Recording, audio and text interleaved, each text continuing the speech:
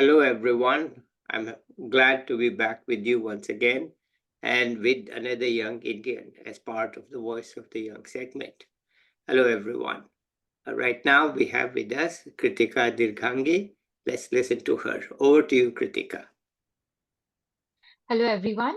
I am very happy to be invited by Dr. Mathur for this Vidped, and I'm very glad to be a part of this initiative. I'm a master's graduate in economics from TERI School of Advanced Studies, and I'm currently trying to pursue PhD and applying for PhD in economics. Okay, let's hear how you come to this stage. Yes, yes, sir. Uh, um, my journey has been quite long and my peers because I'm a Hindustani classical singer and I've been training for a very long time and I never thought of myself as an academic singer, but coming from an academic family, I was kind of pushed towards academia from a very young age. And so after completing my ISC exams, I was selected at Presidency University for economics because I had an interest towards mathematics and literature and writing and social sciences in general.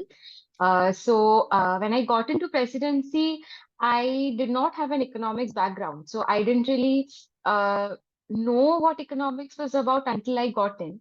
And to my surprise, I really loved the subject. And I mean, bachelor's is all about introductory courses. You know what introductory microeconomics, macroeconomics, international economics, Indian economy. So a lot of things you learn in bachelor's, including tools in mathematics and statistics. So I would say bachelor's was not really the place where I realized that I want to pursue economics in future. It was more like an introductory phase for me.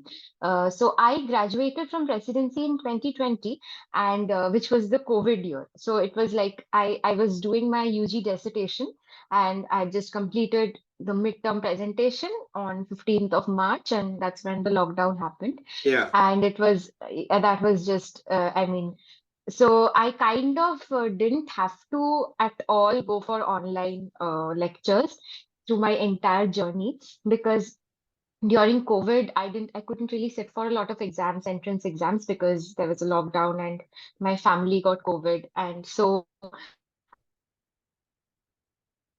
I had to take a gap year. And it was essentially so in India, gap years are very, very treacherous. They are very looked badly upon. They are very scary for middle class time.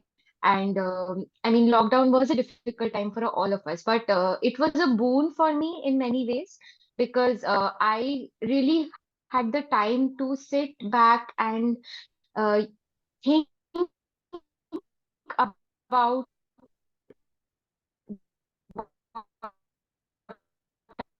I want to do in future because liked the courses. That's it. So a good thing that happened during that time is that during my UG dissertation, my HOD, Moushami Dotto, she got our paper published, like her initiative. With her initiative, we worked on a paper on infant mortality rates with respect to MDGs in India. So it was a state-wise analysis of how infant mortality rates are in various states and how far we are from the MDG yeah, goals. yeah. So, I mean, that was a very, that was my first experience with research. And that is when I realized that, okay, this is something I actually like. Mm-hmm. And that was actually the first time I realized that, okay, this is something I can do. So, I mean, entrance examinations are very different from actual research that we pursue. So I was very disinterested all the time about, okay, these exams are so boring. They're so one-dimensional. They're so competitive, and I was always kept falling behind because I have certain learning disabilities, I shouldn't say, but yeah, I have taken therapy since I was a child because attention issues and all that. So competitive exams were not really my forte. So I mean, this opportunity was a great way for me to understand what I actually like to do. So the next year I applied for master's in economics in many universities, and I got selected in TERI School of Advanced Studies. And I went to TERI. So one semester was online, and the from second semester, that is when my actual journey started in economics. So, like when I went to TERI, I mean, I was completely blown away by the way the teachers taught and the research initiatives that the entire university had. And I felt like it was my place. So, I mean, I've always had teachers who had made a lot of difference for me, like from my childhood. I had a Bengali teacher, I had my English teacher, music teachers. So, similarly at TERI, I had Shantanu sir, who was my economics teacher. He taught us growth economics, macroeconomics, and he eventually taught us contemporary issues in agriculture. So that those were courses that I kind of really connected with, and that is when I started becoming very driven, and I started realizing that this is something I'm very passionate about. I'm feeling very passionate about Sure. because yes, Yeah. sir. So all my academic life, I just felt like, I mean, the only way I can pursue something in academia is only if I have that much passion that I have for music, because Hindustani classical music is not just anything. It's rag music. It's meditative, and it's like an entire subject in itself. It's very analytical. It's very it requires a lot of research that needs to be done. So, I mean, that is something I found in this area of research. So, so I was selected for a summer research fellowship in Institute of Economic Growth, New Delhi, and there we kind of went on surveys to Shingur, West Bengal, to understand the Tata project. So, due to the Tata, so can you hear me, sir? Yeah, yeah, and yeah. Go ahead. I know the project, so continue, please. Yeah, Yeah, yeah. So we wanted to see what was happening after the Tata project had been it had been withdrawn, and what state government initiatives had been taken, and how the agricultural land had been recovered after the this incident happened long time ago. I know. So Yeah, we went so we went there, and it was very interesting. That was my first field experience, and I went there and I understood that it was really bad. The situation of marginal farmers in Shingur is really bad. There's no land. The land is still very fallow. There's still debris. So the land that used to be good for agriculture, that has been ruined, and there's a lot of construction projects going on, and all the people who had applied for the training program in Tata, they had their jobs taken away. yeah. So the because of that, it was like not here, not there. So neither was the project completed, neither was employment created, nor did the people were able to continue the agricultural processes. So, I mean, that was very eye-opening for me, and I understood how the agricultural systems worked in India. So, I mean, when I came back from Shingur, I mean, it was a very basic study. It was for the fellowship. So, I mean, it was so interesting. So, after that, I took the Contemporary Agriculture in India course, and through that, I understood what happened during the post-reform period, and then what happened during Green Revolution, and that is when I saw that there's this phenomenon called the feminization of agriculture that happened due to during the Green Revolution. So, I mean, you would be sure, sir. So, you would be knowing what happened there. So, during the Green Revolution, so there was gendered impacts on the agricultural sector, because so there are two schools of thought. There's one school of thought which says that due to the Green Revolution, there was a lot of job creation for women, but there's another school of thought that says that there was no job creation for women in the sense that they would get empowered. It was more like because the job creation, so men would move out of agriculture because due to small land sizes and not being able to afford the new technology. So women would just fill in or supplement the incomes of the men farmers. So that is how the feminization took place. So in my master's thesis, I wanted to explore this further. So I went to a village in Nodia, and I surveyed. It was a tribal village right at the Bangladesh border, and I went there and I surveyed the village to see what kind of feminization of agriculture is taking place in jute. So I just wanted to see if this was happening in cash crops as well.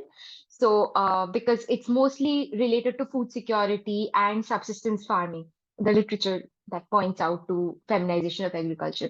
So, to my surprise, I did find that there's a lot of wage gap that exists in jute cultivating activities.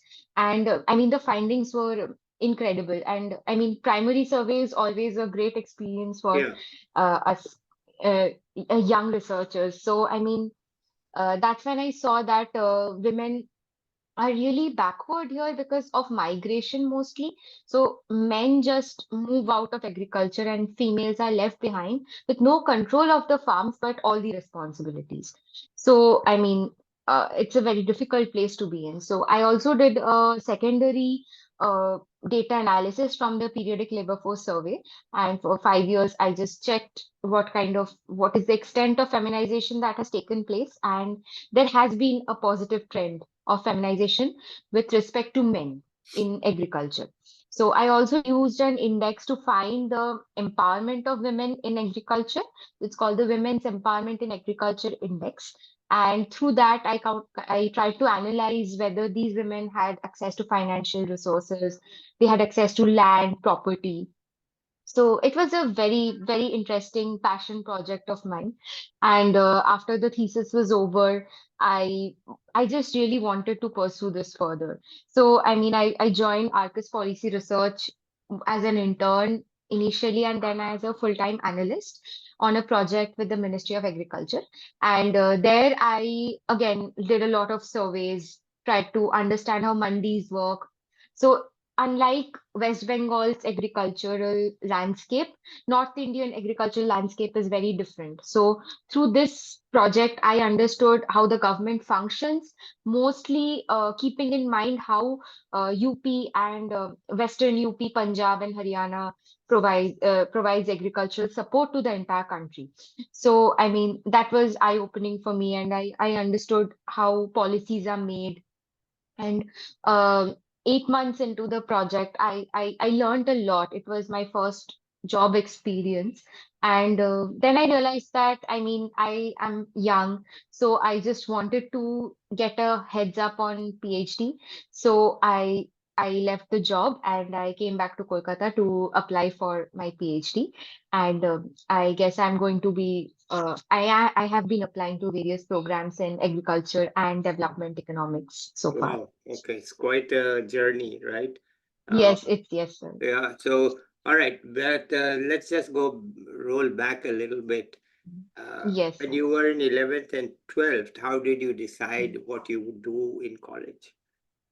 So that is very interesting, sir, because so my parents are both masters graduates in mathematics. So I mean, they wanted me to pursue something in the so it's very interesting. They've been very open about a lot of things, and initially I was enrolled in a lot of IIT JEE courses, and 3 months into those courses I realized that this is not something I like pursuing because I come from a STEM background, and I realized that I don't really enjoy the preparation. So I enjoyed the subjects. I loved physics, chemistry, and biology. I love maths, but I didn't really like the way the entrance exam preparation is made. It felt very mechanical, very MCQ. I mean, it felt very mechanical. I mean, I didn't feel passionate at all. And from my childhood, I've never been able to do something that I'm not passionate about. Mhm. So, I mean, 3 months into those courses, I just dropped out. And my parents said that, what do you want to do? So I said that, I mean, I like math, I like literature. So is there anything I can do to pursue that? They said that try for BStat and ISI, try for all these courses. So I enrolled in some mathematics courses and I enjoyed them. But then eventually so one of my uncles, he's an economist at RBI, and I have been associated with him from my childhood. And I felt interested about his work all the time. So I spoke to him, I spoke to a lot of my mentors, and everyone suggested that you should go for economics because it really suits who you are as a person and it suits your profile. So that is how I decided to go for economics. So in presidency, I applied for statistics and economics. I mean, I didn't really appear anywhere else. I just took the entrance exam at presidency and the BStat examination in ISI. So that's it. I didn't crack BStat, but I got into presidency. That is how I Yeah. Getting pursued into presidency is not economics. easy. I assume it's tough to get into presidency.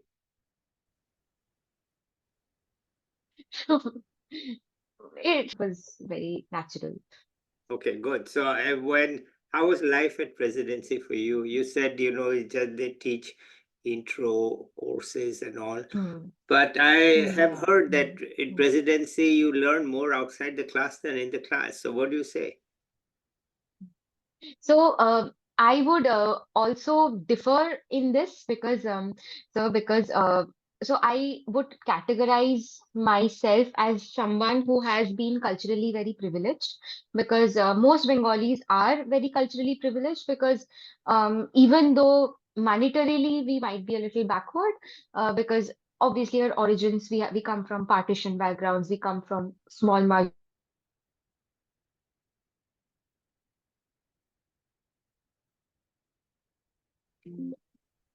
but We had an internet glitch. We are back. Kritika was talking about how Bengalis are culturally privileged, but sometimes don't have the money to back it up, I guess, or the same amount of money. Let's continue, Kritika. Yeah. Basically, what I'm trying to say is that we are often really hailed as someone praised as people who are very aware.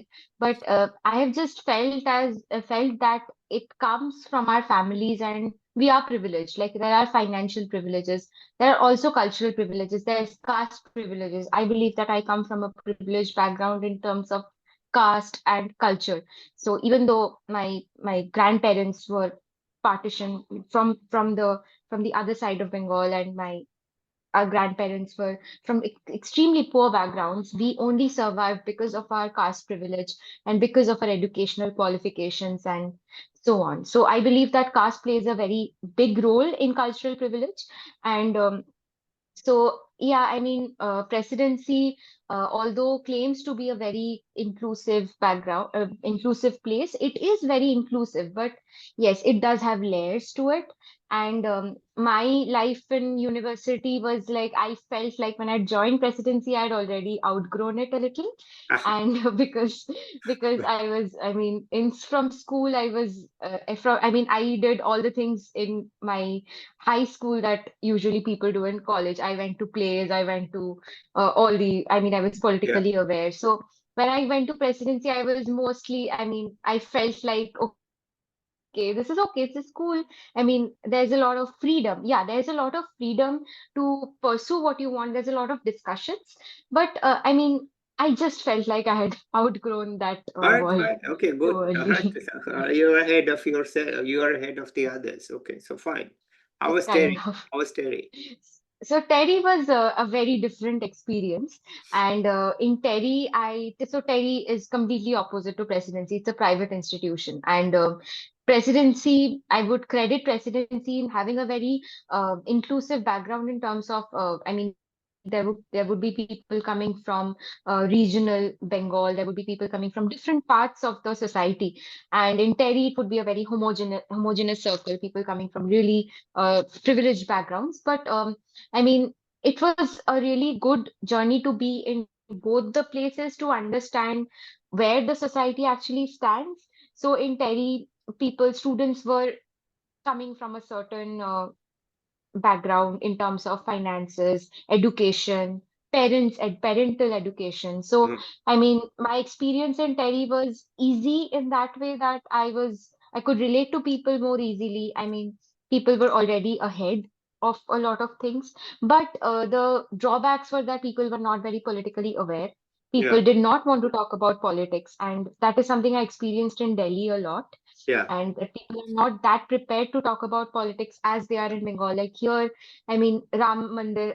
I mean, I feel like I should talk about it. I No, mean, no, no. there's Stay so up, much please. going on. Please Yeah, stay. We are not talking politics here. Okay. yeah, All right. yeah. So, I mean, so for us, it's a given that we talk about it. And as a musician, I mean, even as a musician, I feel like it's important to talk about the casteism involved in music, the casteism involved in education. So, my aim in life is to kind of try to represent everyone and try to bring up the issues that persist in education and in music. So Terry was one place where I could do a lot. I could really blossom because I was given an opportunity to perform music. I set up Spick McKay. I I got mentorship from my professor who kind of drove me to agriculture and so Terry was a great experience for me, and they give a lot of focus to our master's thesis. So one entire semester we work on a thesis, and everyone has to go on a primary survey. And everyone, so it's, I mean, it becomes an entire project for for people, and students are very driven that way. And I feel like every thesis was very unique. No one was just doing it for the sake of doing it. Everyone had a very passionate approach towards the subject. Okay. So, I mean, it was very inspiring to work Okay. with students like that. Okay. Let me just shift to the personal side. You said you are very much into classical music, Hindustani classical music. What do you do? Sing or play an instrument? What is your Yeah. activity? Tell us. So, sir, I am a vocalist You are a in vocalist. Hindustani music. I'm a Okay. vocalist. Do you have any clip of 30 seconds that we could listen to? Clip of 30 seconds. I mean, I mean, I do have a YouTube video, but Okay. Okay. no clip as it's All very right. Okay. tiny. You know what? I'm going to put it on pause. You find Okay, that YouTube video. We will play it okay, for 30 seconds with just you and me to see if we can do it. And then we come okay. back and we want to see it. Okay. So here we go on pause. We have been unable to make the technology work, but we have a very brave soul here, Kritika. She's going to sing live to us, and that's an amazing feat to actually just say, okay, I'm ready, I'll do it. All right, let's hear you, Kritika. Okay, it's just a short 30-second thing that I can just Yeah. do. Mm. Ah, ah,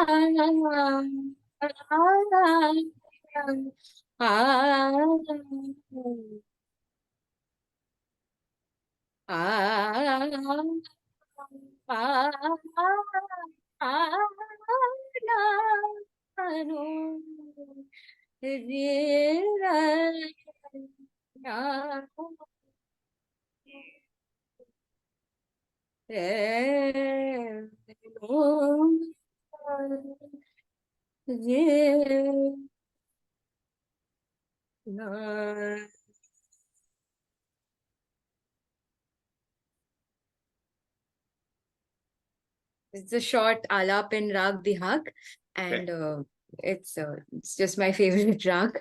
Okay, wonderful. All right, that's great. Okay, anything else you want to add here? So basically, Rag Bihag is a really wonderful rag, and I mean, so in our Hindustani music, I'll just make a little short introduction about Yeah, that. please. I mean, everyone would know.